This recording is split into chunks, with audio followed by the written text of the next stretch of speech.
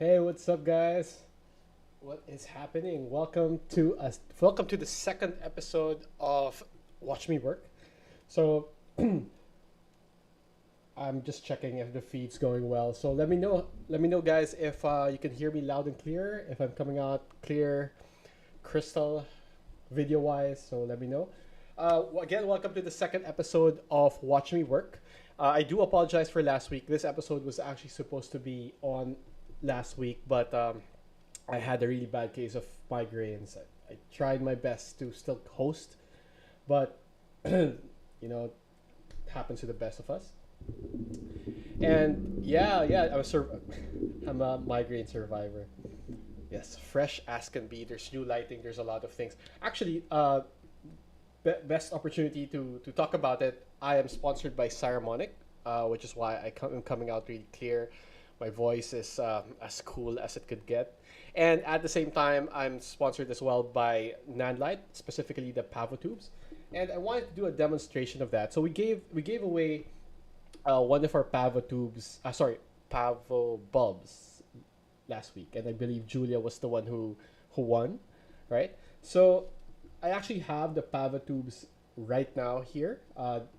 It's giving off this purple color, and if you can see behind me above, like here, you can see that the looping hue, the different, now it's green, now it's blue. That's another Pava bulb installed in my ceiling light. So let me demonstrate to you how I use it. Uh, so right now this is purple, which is my wife's favorite color, Pam's favorite color. So can you give me a color? Any color in the spectrum, actually. I can just, it's the whole color wheel. So the first one that I would see. Hey Nikki, what's up, man? Give me a color. Purple, brown. Oh, not brown, it sucks. Blue, maybe orange, yellow. Flaming pink. Let's do it. Teal. Let's do teal. I think teal's better. So let's take out this name tag for a bit, and there it is. So that's going to be our color for the whole session, I guess. Can you see it? That's teal from Randy. Can you see it, Randy? That's for you, man. Anyway, yes. So again, welcome to Watch Me Work. I'm so excited for the series. This is a program that I've been wanting to do for a very very long time, and I figured maybe now's the time to do it. Now that I have slightly more time to actually do something live again. But at the same time, I was a bit worried that we didn't have. It wasn't compared to 2020, wherein we didn't have much to do because everyone was on lockdown, and Behind the Shot was one of the shows that was going on thrice a week. So this one I'm doing it once a week, but at least we have this. So it is Rylan's favorite color. So Rylan is the son of Randy, and all right, let's keep it on for the whole show, and show it to him if you can see it. For those of you guys who don't know me, I'm Noel. I'm a conservation wildlife photographer, and today we are going to be talking about specifically this photo. So this is called Violet Eden. I took this back in, well, not back in, like just like last year, and I want to talk about how I stitch photos for a panorama, and why I prefer stitching photos rather than just going with a wide angle lens. So if you haven't seen my work, head on over to Instagram, Noel Guevara Photo, and check me out there. And I also have another show here on YouTube called Hammerhead Gearhead that is all about gear reviews. And the videos come out every other Friday. So I'm coming out with one next Friday about the Pavo bulb, on how specifically I use it and why I absolutely love that product. So Julia, I have yet to send you your Pavo bulb that you won. So I'll send that tomorrow. I'll make sure of it. Also, please like, subscribe, and hit that notification bell. And super chat is on. So if you wanna give a bit alms to the poor host, just turn on, just go with super chat, and it comes out here, um, on my system. I would see it. Right.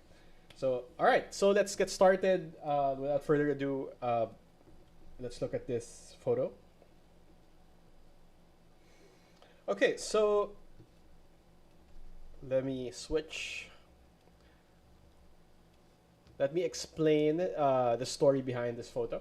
So this was taken in Masungi Georeserve in Baras Rizal. Julia was just there actually a few weeks back, and so it's a protected landscape in Baras Rizal, around probably 47 kilometers from Manila, and it's a 2,700 hectare conservation area in the southern Sierra Madre. So Masungi was established in 1996, and ever since then, they were able to secure more than 2,000 hectares of land for rehabilitation.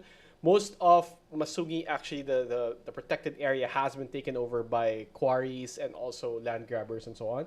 But in spite of that, they have been able to protect it, secure it, and they have planted more than 60,000 native trees and 12 kilometers of monitoring trails and ranger outposts.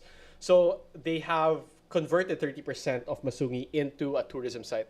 So you can go there and you can either hike Discovery Trail or what is the other one?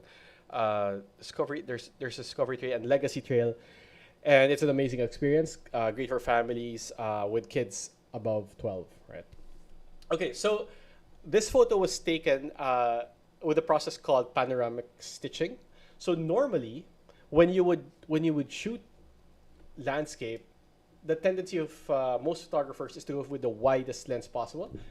And in this case, this is exactly the same shot.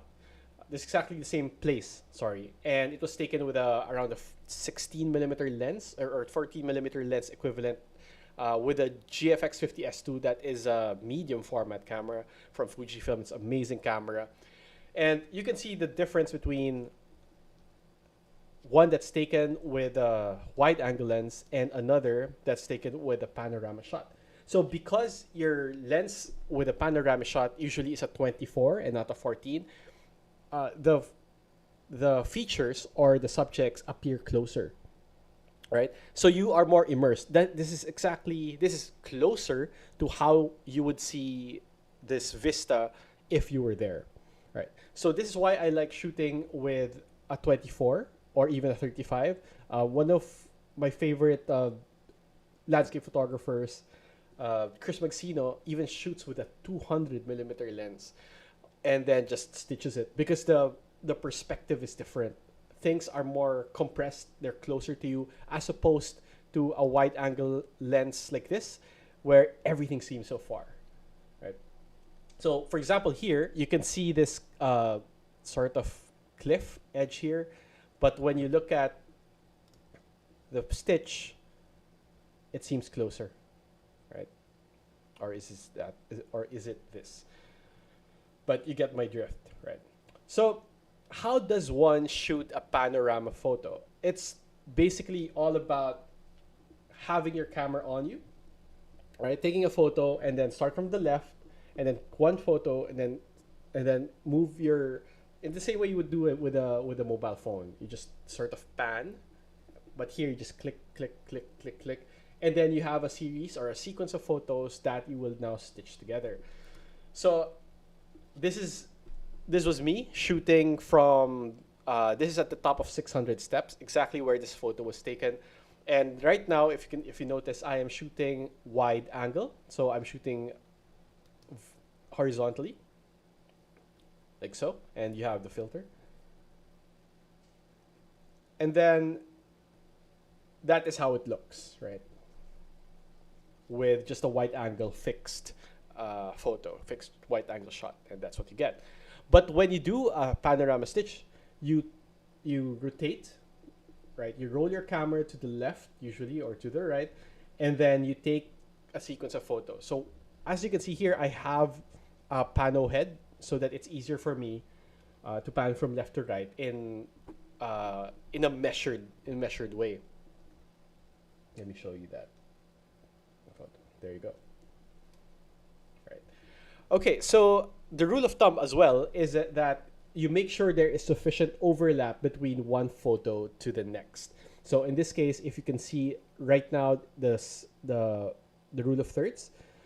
So when I pan this to the right, I make sure that this part right here is covered by the first part of the next photo, and so on, so that you have sufficient overlap for the program Lightroom to actually stitch. Okay, so let's get to it. So when we go to Lightroom, you can see here the sequence of photos from the left. So you have 1, 2, 3, 4, 5, 6, and 7. So that's how you get that vista. So what you're seeing here on the lower left are actually my keystrokes. So you can see which keys I'm pressing at any given time. Right? 2, 3, 4, 5, 6. Okay, so it's very, very simple. Stitching Panorama has never been this easy. So make sure when you have imported them into Lightroom that you select all and go to develop and make sure all the lens corrections and everything are just turned off. Right? Oh, sorry, that are turned on. My bad. Okay. And then just go to photo, photo merge, and then panorama. So I'm using a MacBook 16-inch M1 Pro. This is from December of last year. And it's really blazing fast. So these images are actually 47 megabytes each, if I'm not mistaken. So let me go back and check those out. So these are the raw images. Right. Oh, sorry. No, they're 107 megabytes because I'm using a medium format. There you go. Okay. So once you're here, you have options, right? So hey Donna, what's up, man? How's it going? So you have spherical. There are 3 different ways that you can stitch them. You have spherical. So if you go there, so what happens is it sort of takes those 7 photos and maps them in the inside of a sphere, right? And then normally this is good if you're doing 360, right? If you're doing 360 panoramas, then spherical would be good. Cylindrical, just imagine that you are mapping it out inside a cylinder area. And then lastly, there is a perspective.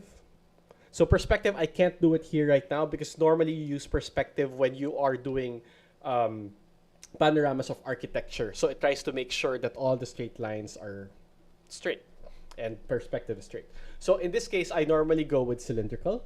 And then you can see that there are edges here in white.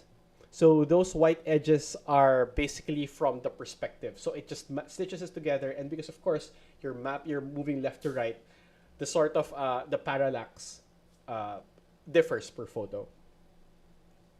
Hey, what's up, Bricks? Love your last name. So you can either do fill edge. Yes, actually you can use it for an HDRI map for 3D. Dong. So you can take the photo, you can take a 360 photo. You can the thing about panoramas with Lightroom, you don't necessarily just could do panoramas from left to right. You can do top to bottom. You can even do two columns. So you do top first. You can do top first, and then you can do bottom after, right? So you can do even three rows and 7 columns. It doesn't matter. Lightroom will stitch it. So that's the beauty of it, and it makes it so much easier, right? So normally what I would do is I will fill edges and see how it goes. So it's taking advantage of Adobe's content aware and just fills in the blanks, right? So normally I try to see first if it doesn't look too wonky if you do that. You can also either do boundary warp when it tries to warp the edges to make them conform to the actual perspective, right? So you can try to see, usually this is really by taste. This is foliage that you see. These are this is a tree canopy. So there really is no basis for it. It's not like architecture when things you'll really notice if they go wild. So try to see, does it look good? Does boundary warp at 100% better than, let's say, just doing fill edges? right? I'm seeing some problems here on the lower left with fill edges. You can see there's a repetition because it's already uh, using content aware. So normally I would probably just do a boundary warp. I will not do auto crop, and you should make sure auto settings is turned off. And then I will always click on create stack. All right, so we merge it. And because of my N1 Pro, it just goes blazingly fast. Considering, so when I shot this last year, I shot it with a prototype of the GFX50SII, and I remember Adobe Camera Raw still didn't have the settings, the drivers for the camera, so I was forced to just use JPEGs instead. Okay, so we're back here. So this is the stitched photo, as you can see, right?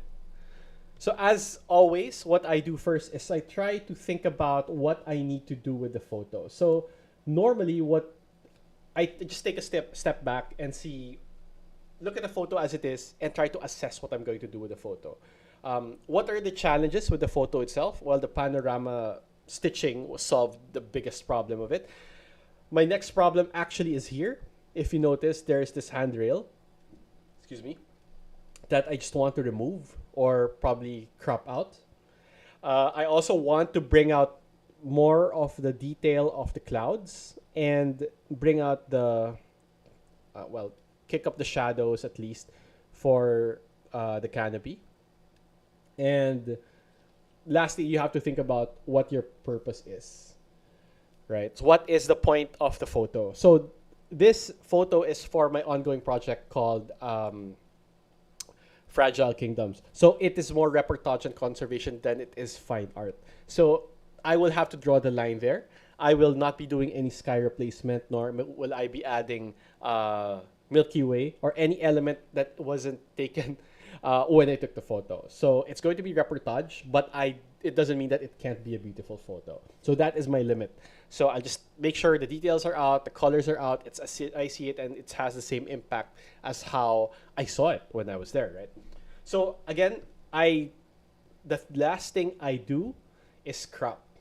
So normally what I would do first is just use the shadows first, bring it out, so on. So make sure your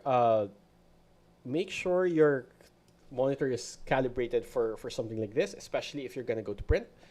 I would also reveal more details in the highlights. I love those clouds, how they seem to be imposing and feels threatening, but at the same time friendly. That's how it was described when I was younger. And maybe drop down the blacks a bit. And then I would love to see more of the texture. So while we can turn up the clarity slightly, I would love to see more of the dehaze there to bring out more of the clouds. You can see it at the top. Right, it's wonderful. And maybe we can increase the brightness just a little bit. There you go.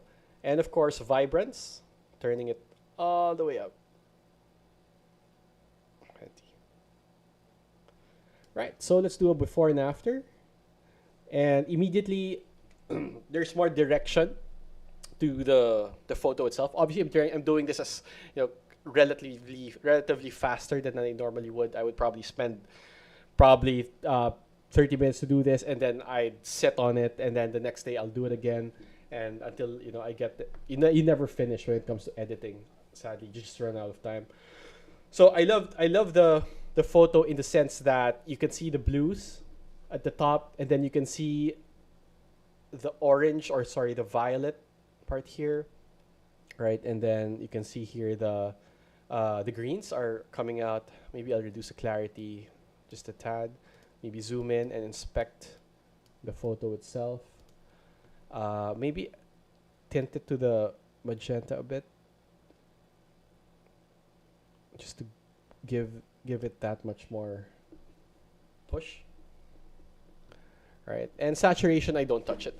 All right, so next step would be to crop it, right? So I'm done with Lightroom. That's it. That's usually how fast I work when it comes to photos. I subscribe by the idea that you should try to get it perfect straight out of camera. I know I'm being a purist, but having that sort of mentality, having that sort of discipline, saves you a lot of time in post. Coming from both film and still photos, I hate that phrase where you let's fix it in post, because I think it's a bit lazy, although sometimes, of course, I understand that you can't do it. Right. So when it comes to cropping landscapes, usually it's a rule of 2/3, right? Vertically 2/3. So normally, if the sky is not interesting, then 2/3 of the photo will normally be land, right? Or if you want to highlight the sky, then make sure 2/3 of it is the sky, right? But both are quite interesting here. But I prefer going slightly higher. So I'll consider this although that's your horizon, maybe I will just consider this as my horizon. So I will crop it slightly until there. How's that looking? And then I'll move to the left because I like this this sort of silhouette on the left. All right, maybe like that. Right? How's that for you? Or maybe just bring it back slightly.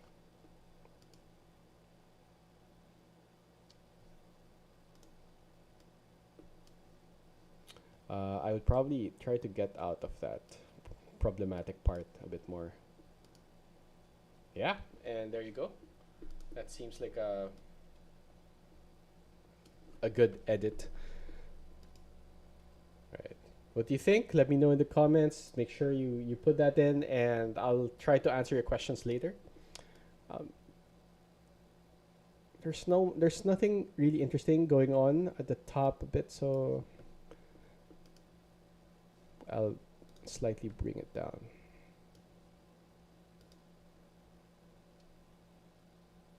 All right. Okay. Increase the shadows a bit.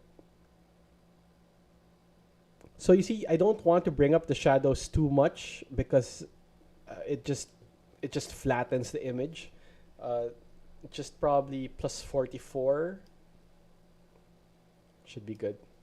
All right. And that's it.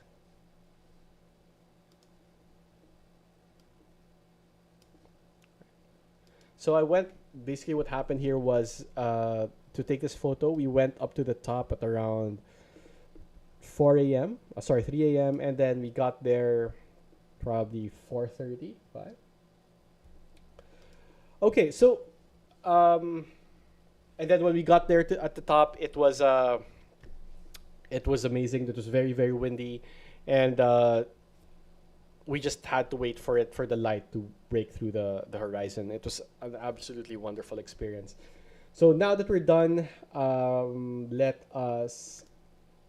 will edit it further in Photoshop. So basic global adjustments I do in Lightroom, but then for the more complicated edits, I will do it in Photoshop.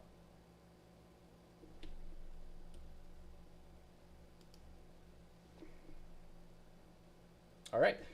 So what happens when Lightroom takes in your photos for stitching, and then what happens to the final file? So the wonderful thing about Lightroom is that when it took those photos, it actually saved it as a DNG file, which is basically like a raw file. You don't lose any of the data or the details or the information from the original photos. It saves it as a DNG. So DNG stands for digital negative, which is the comparative raw file, working file of Adobe. So you don't lose anything, and you have all the fidelity of the original photo. So zooming in, yeah, look at that. Look how crisp that photo is.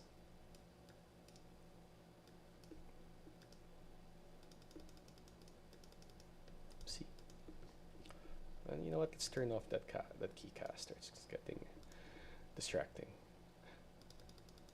Right. Okay. So the next step would be to solve this problem that's staring us in the face. So when I edit anything in Photoshop, I have a non-destructive approach. So I'd create a new layer, and I'd get the spot healing brush, and just paint this in, trying to make sure that I use the smallest brush possible. There it is. Man, this is magic.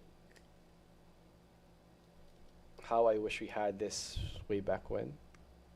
And if we could just fix our lives using a spot healing brush, things would be drastically different. Right. So just make sure that it doesn't,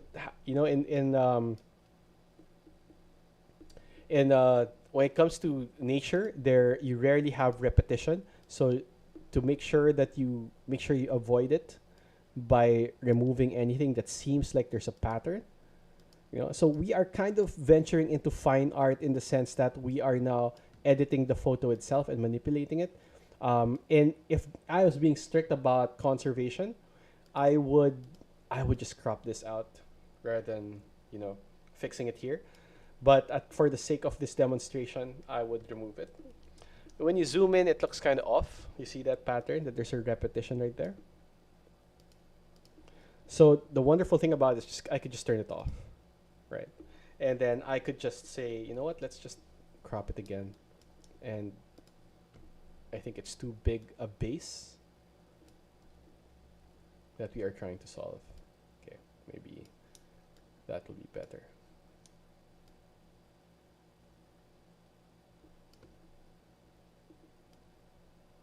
Or, you know what you can do? So to show you that this is actually what we're doing is live, I would go back to it and then just fix the cropping here and do this like that. There you go. And then I just go back and edit in Photoshop.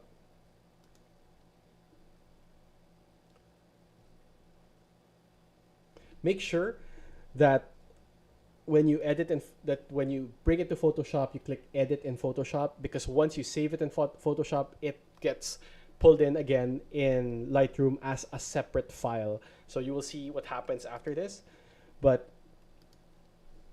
I could just remove this. And there. Okay, that's fine. We could also opt to remove those electrical wires, but we're going for a moment of truth. So okay. So the next thing I will do would be to bring it to Nik Collection. So Nik Collection is where I do when I finalize the photos that I have taken. Right. So we have a question while this is loading. Oh, there you go.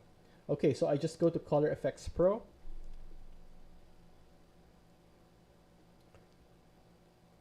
And I have a recipe. So the first thing I would do would be to add brilliance and warmth. Later. So for brilliance and warmth, specifically, I try to increase the saturation using the feature called perceptual saturation. Unlike saturation that you have on Lightroom, this is a slightly more nuanced and isn't as overt, too obvious. Sorry, it's not too heavy-handed like in Lightroom. I think that's what I was going for. So maybe add just 10%. And then I would add contrast color range, but not the contrast. I'll turn down the contrast and just use color contrast. So if you notice, I didn't use contrast or apply contrast in Lightroom. This is normally where I would bring it. Okay. And then I'd probably bring out the shadows slightly. Next would be polarization. So in the same way that we use polarizers, I will add the sort of polarizer here just to bring out more of the sky. So you can see there, just slightly more.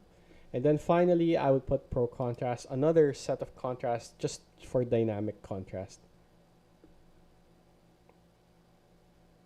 There it is. Okay. I would again go back up and try to bring up more of the shadows.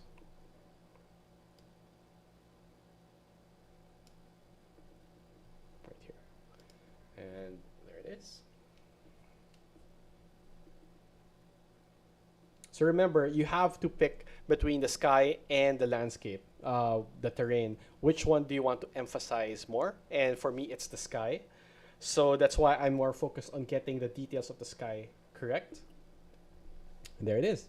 So this is how it looked before Color Efex Pro and after Color Efex Pro. So you can see it's very subtle.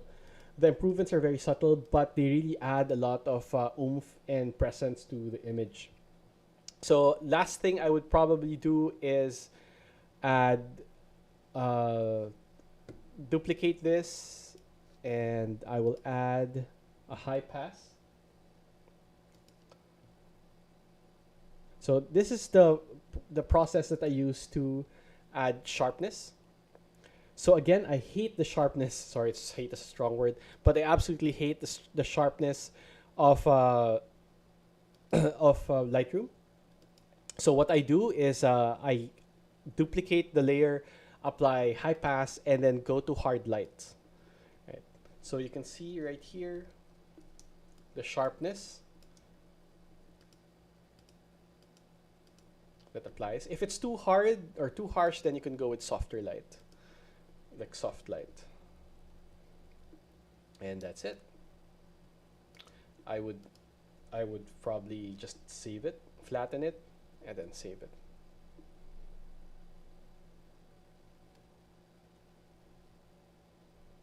All right, so once that's done, you will notice that when you're back in Lightroom, you should have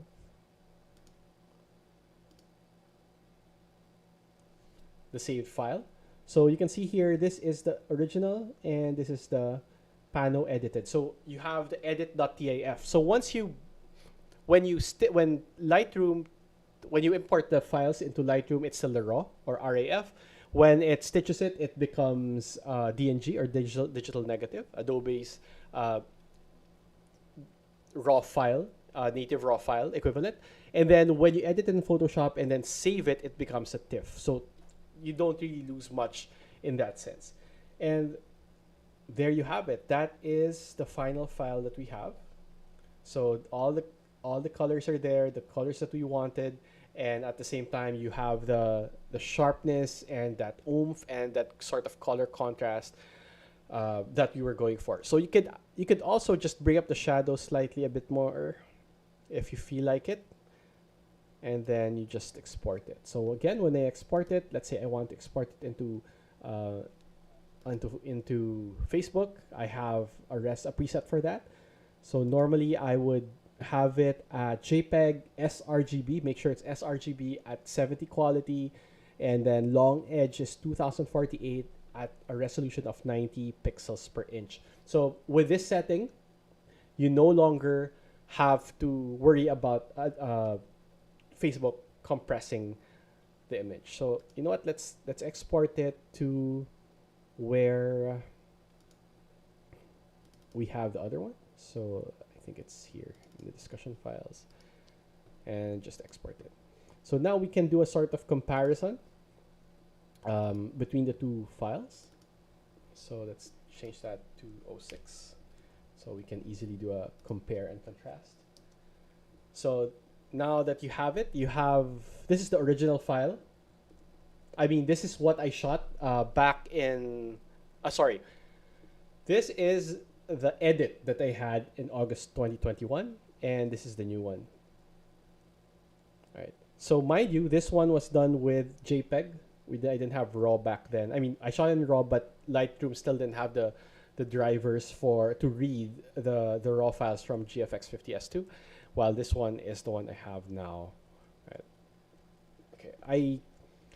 This is a little more subtle in terms of the blues. This one is a bit more pronounced. maybe I would probably, if I'm doing this real world, I'll probably go back to this tomorrow and try to dilute everything. It's very hard to finish something in just one sitting. So there you have it. And I think, yeah, for this one, I think that is perfect. Absolutely love it. Love, love, love this photo. Right. Okay. So let's go into the questions. I would love to see questions from you guys. So the questions can be anything from how I shot the panorama to how I stitched the panorama, things you should avoid, everything. Just let me know which ones or you would want to talk about. So there have one from Dodong here. All right. So what is the optimal focal length for panoramas? That's an interesting question. I shot all my panoramas with a 24 millimeter, but Chum here is correct. Any of the primes are good, right? You can use 24, 35, 50, 85, or you can use what do you call this? Zoom lens and go for the widest. It doesn't always have to be the 16. Actually, there's a saying that when you're shooting topside, the widest you should go, unless it's a specialty, it's a special purpose, is 24. The widest you should go is 24. And when I travel, the widest that I have is actually 24 because I rarely have use for the wider focal lengths because I could do panoramas instead. So for example, when I travel, I go against the grain and sometimes I just go with a 35 millimeter lens, one prime lens, or probably a 50 millimeter prime lens. And I don't have to worry about, let's say, what if I went inside the cathedral? Because I could just do panorama stitching. Of course, it's more work and sometimes it doesn't come out as beautiful as I wanted to in my head, So there is that problem. But if you wanted to travel with just one lens, let's say a 24 to 70, then you don't have to worry about landscapes because you have panoramas, right? Yes, that is correct.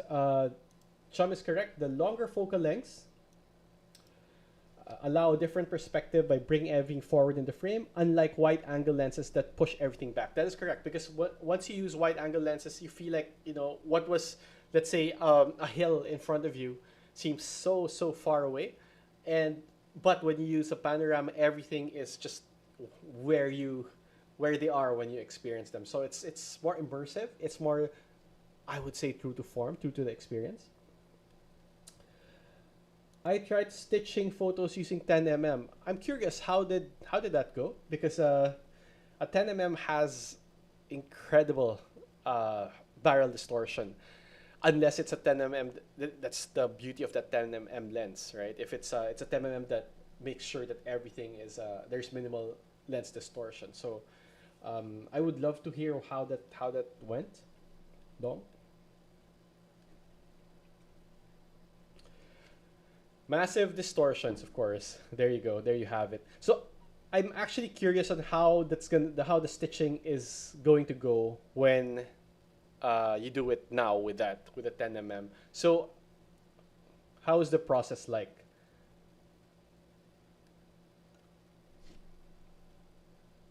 Did you have problems with vignetting when it came to stitching the panoramas?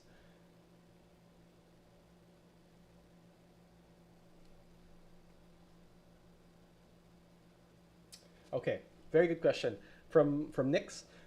Is it possible to do a panoramic stitch shot with a variable lens? With a variable zoom lens, yes, but all with the same focal length. You cannot do a 24 and then 35 and then 24 because it's just impossible to stitch that. The parallax, the perspective changes from each shot. It's already working so hard to give us the freedom to just shoot the panorama from the hip in a sense that maybe that is going a bit too far. So just to make sure that it doesn't, you do it right on site or on location before you take it home. I would I would probably kick myself if I messed it up, right? Because there's nothing I can do. Okay, pretty hard aligning the photos. So yes, yeah, it's gonna be pretty hard aligning photos with distortion. So you could try to turn on. There's a setting in Lightroom called Fix the Lens Distortions, or let me see that here. Lens correction. There you go. So you can enable profile corrections, but so what happens is it removes the vignetting, but I'm not sure how much vignetting there would be for a 10 mm lens. Okay, from Nik's. So it's either you use the minimum or the maximum. Yes, you cannot zoom in and zoom out per photo that you take. There is another way. There's actually a sort of level up with panorama, which is what you call an HDR panorama. So I did that as well. So if you're familiar with HDR, it's when you shoot a photo, let's say in 3 steps, like -1 exposure, 0 per, or the correct exposure, and then one stop overexposed. So 1 stop underexposed, 0, and then 1 stop overexposed. So what happens is you have more latitude to do HDR. And what you can do with panorama is actually do that in that same way. So for example, start from the left, take underexposed, properly exposed, and overexposed, and then next one, the same thing, HDR, same. You can program your camera for that. So all you have to do is set it for 3 exposures. So click, and then a pivot, click, and then pan again, click, and then pan. And then once you bring it in to Lightroom, you can see here. Let's bring that into full screen. If you go to photo merge, you have this HDR panorama. Maybe I can do that later on in another episode. The advantage of that is it gives you more detail in the shadows and in the highlights, and without having problems with grain or having problems with blowouts, and it could get wonky. You have seen HDR photos that are, feel like it's too alien or out of this world. So you have to do that with some measure of discipline. Okay, use tripods when shooting panoramas. I have friends who shoot panoramas without tripods, actually. You can just click as you see fit, and they could just stitch it accordingly. Okay.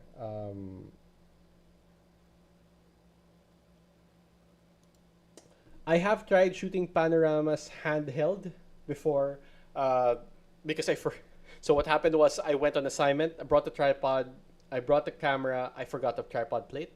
So I had to shoot it panorama, so that wasn't a problem. But it wasn't that complex a scene. It wasn't a sunrise or sunset. I just wanted to take a photo of the landscape or the surroundings. Do you use ND filters for your landscapes and panoramas? Yes, definitely. For this one, I did. So I used, let me get to that. Let me go back to that here. Okay, so here I have, I could have an ND filter on. Just make sure you don't have a polarizer, because a polarizer has a very directional effect on the image. So maybe if you do it on a panorama, it could mess things up, right? So it's better. I try to remove it. I could just use an ND filter. Okay, and then last from Nik's, bracketing. Yummy. Yes, absolutely. Bracketing is amazing. Yeah. So that's the term, exposure bracketing. So that's how you get HDR panoramas. And yeah, that is it for this episode of Watch Me Work. What I'm trying to do now is maybe I will have videos wherein I do these things live from end to end, the full spectrum, so people can watch. I don't know if your people would watch that, but maybe I can have like a sort of members only video, you know, that we could do. Right. Right. From Bricks. All right, I've learned so much. Thank you for sharing. You can drop the sir, man. We're all equals here.